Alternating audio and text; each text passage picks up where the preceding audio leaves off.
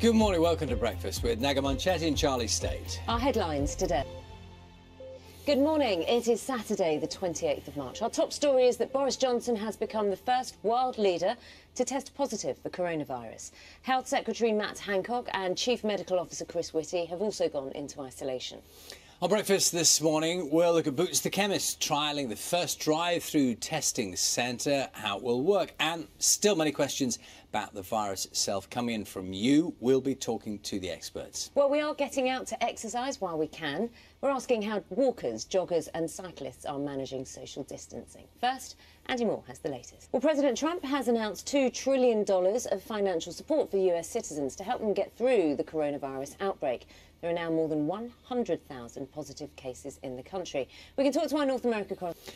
So as we near the end of the first week of lockdown here in the UK, more and more people are changing jobs and moving into areas where there is higher demand. Now, even with the government scheme to protect jobs and businesses, recruiters say that they have seen a spike in applicants moving away from sectors such as hospitality, retail and travel. Here's more from our business correspondent, Katie Prescott. Now, a man who had been due to take part in the London Marathon next month has run the 26.2 miles. How did he manage to do it? That's how to do it. 873 times. I don't know how you would count that. I have no idea, but good on him. Absolutely determined to do it. Well done. Inside Pages. Been wondering what to do with yourself? There's a lot of people if you thinking... can't get out. Yes. If you can't get out. So there's some ideas in the paper, aren't there? I've always been a big fan of jigsaws. Do you like a jigsaw? No. If I'm honest, no, it really... Do you know, this table here, oddly enough, I was thinking this table here, it was kind of perfect for a jigsaw, isn't it? I can bring in a jigsaw. I can't bear them. They drive me around the bed. Why? I don't know. Something just doesn't fit with me very well. Got a lot of time. There's a lot of time. So they are enjoying a comeback. But I've got to say, I really like this in the Daily Mail. Do you like colouring in, Charlie? You know, I'd rather colour in. I would rather do colouring in. OK, so... And that's quite a challenging one, isn't it? This is it, but it's lovely. It's a heart made up of all like this. To pass the time. Are you someone who cares about going over the edges or not? Yes, I would, actually. I would be fairly meticulous. There's been a rise in all that stuff way before the problems we're facing now. Yes. A lot more people doing those kind of things. Books as well. Now, so some people might be doing jigsaws. It's nice to see. Now I've seen the gorilla, I've seen you, and you say this is more you. I kind of see it. Time now, it's 14 minutes past 6. Are we going to talk to Matt and find out what's happening with the weather? The US now has more confirmed cases of coronavirus than any other country, with more than 100,000 positive tests. Now, last night, President Trump signed the largest ever financial deal to support people through the pandemic. But we're asking how people are responding to the outbreak, and political analyst... Let's see, time now at 6:22. As many of us do all we can to support the elderly or vulnerable who are isolating at home, there is a warning today that some criminals are trying to exploit the crisis with a series of new scams. Action Fraud says that more than £1 million has been lost to COVID-19 related scams since early last month. John Maguire has been finding out more. Do you know, the thing there is, if it sounds too good to be true, it probably is. And there's also that thing, is it, we're always trying to be so polite, you don't want to say no.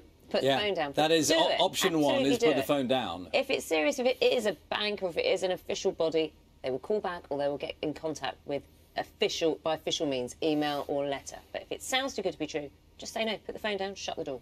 Let's see, 6:25 the time now. Lots of people are going out and about to the countryside during the coronavirus outbreak. Is that acting responsibly? It has been addressed. In one incident, firefighters were called to tackle a large blaze near Winter Hill in Lancashire. There are concerns it may have been started deliberately. Hello, this is Breakfast with Naga Munchetty and Charlie State. Good morning to you. The time is 6:30. Thank you very much for joining us. Here's a summary of today's main stories. The Prime Minister Boris Johnson has become the first world leader to test positive for coronavirus. Works sometimes. 6:36 is the time now. Now on Breakfast, Victoria Derbyshire has more information and health advice on the coronavirus outbreak in this special programme. Good morning, welcome to Breakfast with Naga Munchetty and Charlie State. Our headlines today. Morning, it's Saturday the 28th of March. Our top story is that Boris Johnson has become the first world leader to test positive for coronavirus. Health Secretary Matt Hancock and Chief Medical Officer Chris Whitty have also gone into isolation. On Breakfast this morning, we'll be looking at Boots the Chemist, one of the companies trialling the first drive-through testing centres, and how they'll work in practice. There are still many questions, of course, about the virus itself coming in from you. We'll be talking to the experts. We're also getting out to exercise while we can. So we're asking how walkers, joggers and cyclists are managing social distancing. First, Andy Moore has the latest. As social distancing measures and restrictions on movement change life for all of us, it can be, for those that care for our most vulnerable, who have some of the biggest challenges. Well, now a number of hospices say that their future is in the balance because fundraising events have been cancelled, charity shops have been closed. We can take a look behind the scenes at the Marie Curie Hospice in Bradford, where things have been very different since the outbreak of the virus. So some insight there into a Marie Curie Trust Care Centre with Dr. Sarah Holmes. Yes, very interesting seeing how some of that works out in practice, because these are really difficult decisions people are making. Let's speak now to Matthew Reid, Chief Executive of the Marie Curie Trust, and to Karen, whose 2 disabled daughters are supported at a children's hospice. So a very good morning to both of you. Matthew, if we can kick off, it's very interesting looking around in Bradford there and just seeing how difficult some of the decisions that we're making on the ground are for you. As the Chief Executive of Marie Curie, what you're seeing, and we can now talk to Karen, who has 2 disabled daughters. Karen, I can only imagine your story would have touched so many people today. What do you want to say in terms of what do you need? What can people do at this time where there are people like you and around the country who are going to be struggling and who are, like you said, living on adrenaline and chocolate because effectively you feel as if you're on your own? People will be affected by what you're saying, and what you say at the end there is so true. We wish you and your family, and Nick's there with you, we wish your 2 daughters all the best over these difficult times. It's amazing what your time as well. Good to speak to you. We'll talk another time. Thank you.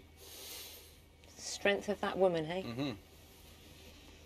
26 minutes past 7 is the time. Coronavirus testing for health workers on the front line in England is going to begin this weekend. There has been some criticism that not enough has been done to check if NHS workers have the virus, and critical care doctors and nurses are going to be checked first, followed by staff in emergency departments, paramedics and GPs. Boots is one of the companies which will be supporting this testing, and we're joined by Boots UK, just talking to us about the rolling out of these drive-in centres. You heard the details there. Clearly it's a significant moment, and we'll just sort of try and keep you up to date on how that is working out. We've got some numbers there for the first time, really. Yeah, 600 to 800 people can be tested in a centre. It's encouraging because that's what we've been asking government ministers, haven't we, about how quickly NHS and frontline staff can be tested. Yeah. So hopeful.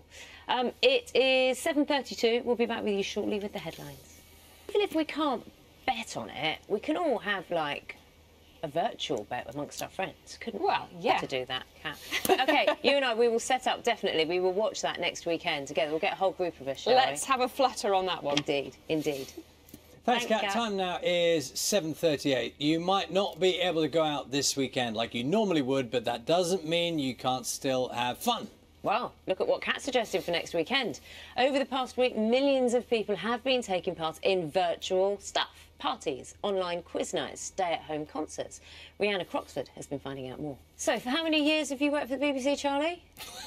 Where's this going? Just a question. Answer the question. Approximately 12, I think. OK, so the BBC Music, the news jingle, did you ever think that would be something you'd be raving to on a Saturday night? No.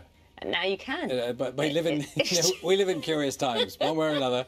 Good luck to everyone who's just finding ways, finding different ways. Absolutely, that's all it's about. The number of coronavirus cases continues to rise. Work is underway to convert London's Excel Exhibition Centre into a temporary field hospital. Yes, that is due to open next week. It's being called NHS Nightingale. It will, when it's open, be able to house up to 4,000 beds. Now, Dr. Canal. The number of people who've died in the UK after testing positive for the coronavirus has risen to 750. The first of several planned temporary hospitals are being set up next week. The first is at the Excel London Exhibition Centre, and Angus Crawford is there for